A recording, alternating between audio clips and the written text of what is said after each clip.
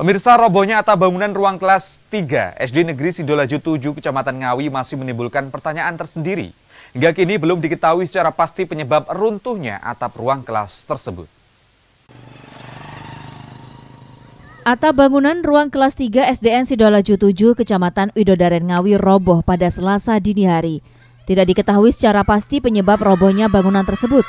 Terlebih sejumlah kayu yang digunakan sebagai kuda-kuda atap juga masih dalam kondisi bagus. Saat kejadian, kondisi cuaca atau faktor yang dapat menyebabkan kerusakan bangunan juga tidak diketahui.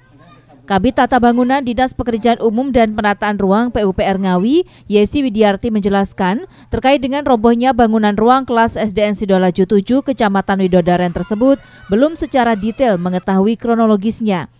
Namun saat pelaksanaan verifikasi dan asesmen terhadap kondisi bangunan juga masih dalam keadaan baik. Sehingga tidak diketahui secara pasti penyebab runtuhnya atap bangunan karena perlu dilakukan analisa kembali. Diakuinya saat pelaksanaan verifikasi sudah sesuai dengan petunjuk teknis yakni dengan cara metode visual tampak kondisi bagus sehingga masukkan dalam kategori kerusakan ringan. Tetapi jika ditarik ke belakang bahwa bangunan tersebut sejak 2013 dilihat dari konstruksi bangunan yang tidak rusak saat runtuh, dimungkinkan ada kesalahan dalam pembangunan ruang kelas tersebut. Untuk penilaian tingkat kerusakan dari kami, kita sudah sesuai juknis. Jadi kita pakai metode visual.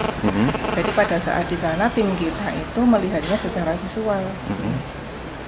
Itu kondisinya bagus memang.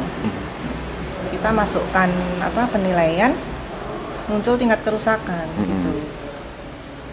Nah, kan tidak bisa dilihat serta-merta hanya dari tingkat kerusakan saat itu karena ditarik ke belakang, dia dibangun tahun 2013. Kemudian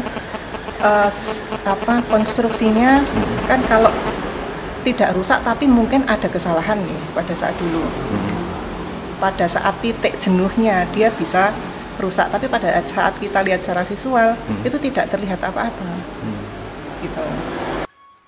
Yesi menambahkan sesuai ketentuan seharusnya usia bangunan hingga batas habis ekonomisnya 20 tahun. Akan tetapi tergantung faktor lain yang mempengaruhi seperti cuaca atau lingkungan. Sehingga pihaknya belum berani menyimpulkan penyebab robohnya bangunan ruang kelas 3 karena belum melihat kondisi lapangan secara langsung. Ito Wahyu, JTV, Ngawi.